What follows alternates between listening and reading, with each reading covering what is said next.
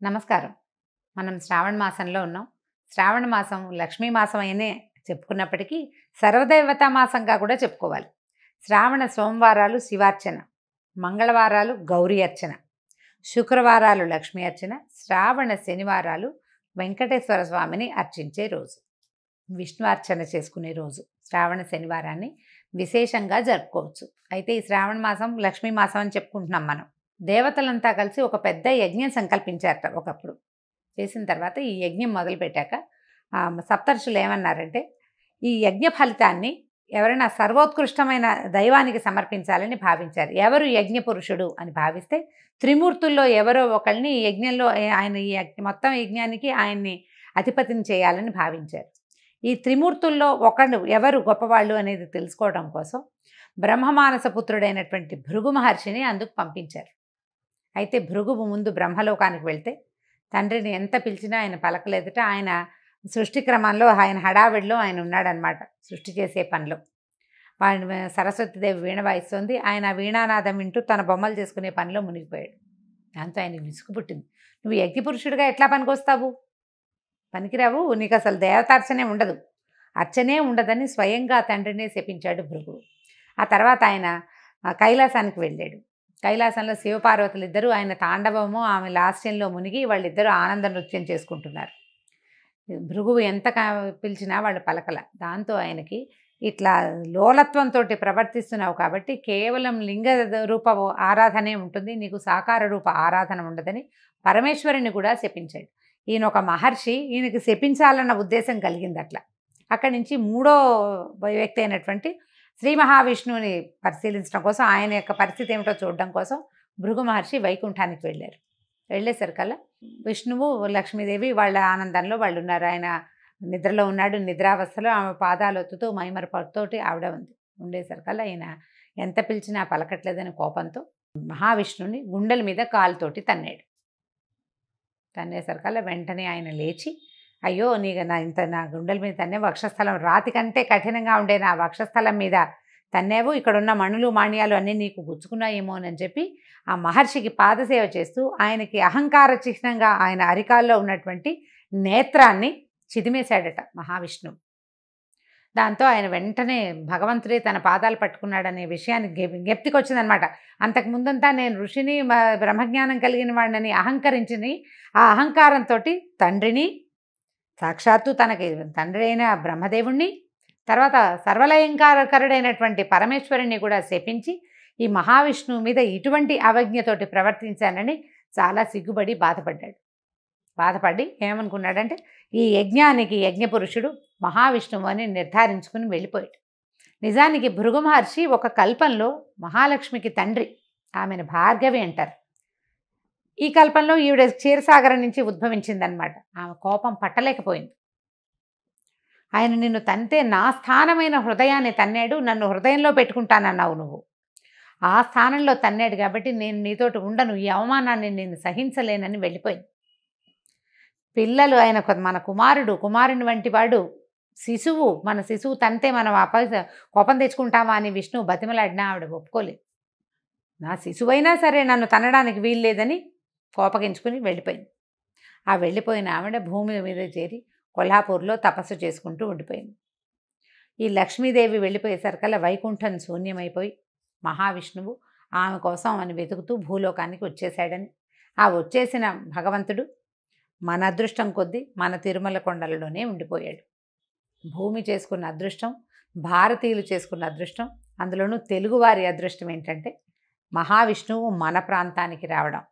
ఆయన తిరుమల కొండల్లో ఉండగా ఆయన ఆకలి దప్పులతోటి అలమటిస్తున్నాడని, లక్ష్మీ మీద విరహంతో బాధపడుతున్నాడని తెలుసుకున్నటువంటి దేవాది దేవతలంతా కలిసి ఒక గోవుని గోవత్సాన్ని సృష్టించి ఆ ప్రాంతానికి పంపించారు. ఆ కాలంలో రాజుగా ఉన్న ఒక చోళరాజు రాజ్యం చేస్తూ ఉన్నాడు ఈ ప్రాంతానికి. లక్ష్మీదేవే స్వయంగా నాథుడు బాధపడుతున్నాడని ఈ ఆవుని దూడని తీసుకొచ్చి రాజుకు అప్పచెప్పింది. ఈ ఆవు దూడ చాలా సర్వలక్షణ సంపన్నంగా ఉన్నాయి, కానీ రోజు ఆ గుట్ట మీదకి ఎక్కి ఆ గుట్ట మీద ఉన్నటువంటి పుట్టలోకి పాలు జారవిడిచి వచ్చేసేది ఆవు. కొన్నాళ్లకి తెలుసుకుని ఆవు ఇట్లా పుట్టలోకి పాలు విడుస్తోందని, దానివల్లే దూడ కూడా పాలు చాలటం లేదని తెలుసుకున్నటువంటి ఇక పశువుల కాపరి ఆ ఆవు ఎక్కడికి వెళ్తుందో గమనించి ఆ ఆవులోంచి ఆవును కొట్టబోయాడు. ఆ పుట్టలోంచి పైకి వచ్చినటువంటి మహాపురుషుడిని చూసేసరికల్లా హతమారిపోయాడు. చోళరాజును కూడా భగవంతుడు శపించాడు. కళ్ళు పోతాయి నీకు, నీ ప్రాంతంలో ఇలాంటి పని జరిగింది కాబట్టి. అయితే అప్పుడు కొంచెం దెబ్బ కూడా తగిలింది మహావిష్ణువుకి. ఆ తర్వాత ఆయన తిరుమల కొండల మీదే, వెంకటాద్రి మీదే వకుళమాత ఆశ్రమానికి చేరాడు. లక్ష్మీదేవి యొక్క అంశ పద్మావతీదేవిగా ఆకాశరాజుకి దొరికింది. భూమిని తన్నుతూ ఉంటే దువ్వుతూ ఉండగా, అంటే నాగేటి చాలలో సీతాదేవి ఎలా దొరికిందో అదేవిధంగా పద్మావతీదేవి కూడా ఆకాశరాజుకి నాగేటి చాలలో దొరికింది. ఆ ఆడ శిశువుని పెంచుకున్నారు వాళ్ళు. ఆమెకు పద్మావతి అని పేరు పెట్టారు. ఈ తర్వాత కాలంలో ఈ వెంకటేశ్వర స్వామి మన మహావిష్ణువు కొండల మీదకి వెళ్ళటంతో శ్రీనివాసుడు అనే పేరుతోటి అక్కడ ఉండటం మొదలుపెట్టాడు వకుళమాత ఆశ్రమాల్లో. ఆ తర్వాత కాలంలో ఆయన పద్మావతి దేవిని చూడడం, ఆమె ఎందున్నటువంటి లక్ష్మీ అంశకి ఆకర్షితుడయ్యి ఆమెని వివాహం చేసుకుంటానని చెప్పడంతో వకుళమాత స్వయంగా ఆకాశరాజు దగ్గరికి వెళ్ళి పద్మావతి శ్రీనివాసుల కళ్యాణం జరిపించింది. ఆ తదనంతరం లక్ష్మీదేవి అక్కడికి వచ్చేయటం, పద్మావతి లక్ష్మీదేవుల తాలూకు సంవాదంలో భగవంతుడు సాలగ్రామ రూపిగా అక్కడ శిలాస్వరూపంగా ఈ తిరుమల కొండల మీద వెంకటాద్రి మీద వేంచేసి ఉన్నాడు. అయితే ఇలా వెంకటాద్రి మీద వేంచేసి ఉన్న వెంకటేశ్వర స్వామికి మనం శనివారము వెంకటేశ్వర దినంగా భావిస్తాం. మనం నమ్ముతాం ఖచ్చితంగా. శనివారం నాడు ఉపవాసాలు ఉంటాం వెంకటేశ్వర స్వామి కోసమే. శనివారం నాడే కాలినడకన దేవాలయానికి వెళ్ళాలనుకుంటాం. వెంకటేశ్వర స్వామి దేవాలయానికి తప్పకుండా వెళ్తాం.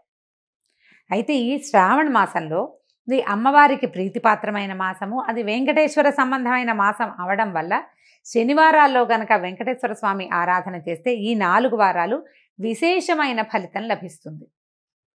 ఎట్లా భగవంతుడు వెంకటేశ్వరుడుగా మారి దశావతారాలలో లేనిటువంటి ఈ అర్చాస్వరూపము మనకి భూమి మీద ఈ కలియుగానికి మన కోసమే అవతరించిన కథని ఒక్క మాట జ్ఞాపకం చేసుకుని స్వామికి చలిమిడితోటి దీపారాధన గనక చేస్తే చాలా అఖండమైన ఫలితం లభిస్తుంది.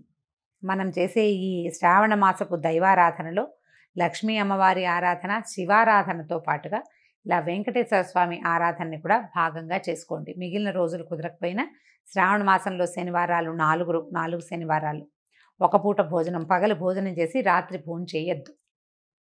దాని విధి అదే. అన్నం తినకుండా అన్నం తద్భిన్నం ఏదైనా తినచ్చు. దీపారాధన చేయటం, చలిమిడితోటి ఆవు నెయ్యి, బెల్లము, బియ్య పిండి కలిపి చలిమిడి చేయటం. ఆ చలిమిడిలో చక్కగా గుండ్రంగా ఉండలాగా చేసి దాంట్లో కొంచెం గొయ్యి చేయటం అన్నమాట. లోపలికి కొంచెం నొక్కి అందులో కొంత ఆవు నెయ్యి వేసి దీపం పెట్టడం. ఈ దీపారాధనతోనే స్వామికి ప్రసాదంగాను దీపంగాను సమర్పిస్తామన్నమాట. దీపారాధన అయిన తర్వాత ఆ చలిమిడిని ప్రసాదంగా స్వీకరించడం. పగలు భోజనం చేయొచ్చు, రాత్రిపూట భోజనం చేయకూడదు. ఈ 4 శనివారాలు ఇలా చేయటం వల్ల శ్రావణ మాసంలో మనకి అమ్మవారి కరుణతో పాటు అయ్యవారి తాలూకు కృపాకటాక్షాలకు కూడా మనం పాత్రలు అవుతాం. 4 వారాలు ఉన్నాయి. తొలి వారం కుదిరినా కుదరకపోయినా తర్వాత వారాలైనా చేసుకోవచ్చు. కుదిరిన వారు తప్పకుండా ఈ కథని స్మరించటము, ఇది చేసుకోవటము. అంత పెద్ద చలిమిడి పెట్టకపోయినా చిన్నగా కొద్దిగా చలిమిడి చేసి కూడా దీపారాధన చేసుకోవచ్చు. దీపారాధన చేయటం, వెంకటేశ్వర స్వామికి సంబంధించినటువంటి స్తోత్ర పాఠాలు ఏవైనా చదువుకోవటం, ఆయనతో పాటు లక్ష్మీ అమ్మవారి స్తోత్రం కూడా ఒకటి చదవటం. దీపారాధన చేసాం కాబట్టి ముందు తర్వాత ప్రసాదం, నైవేద్యం, వడపప్పు, పానకము, అరటిపళ్ళు, మీ ఓపిక. పాయసం చేస్తాం, పొంగల్ చేస్తాం, అన్నీ కూడా చేసుకోవచ్చు. అవేవి చేయకపోయినా 2 అరటిపళ్ళతోటి కూడా మనం నైవేద్యాన్ని పూర్తి చేసుకోవచ్చు. పగలు భోజనం చేసి రాత్రి ఉపవాసం ఉంటే మర్నాడు పొద్దున్న మామూలుగా భోజనమే చేసేయచ్చు. దానికి ఇంకా నియమం ఏమీ లేదు. ఈ ఆలోచన చేయండి. కుదిరితే ఒక్క శనివారమైనా చలిమిడి దీపారాధన చేయండి. అది ఇంటికి మంచిదని, చలవని చెప్పబడుతోంది. నమస్కారం.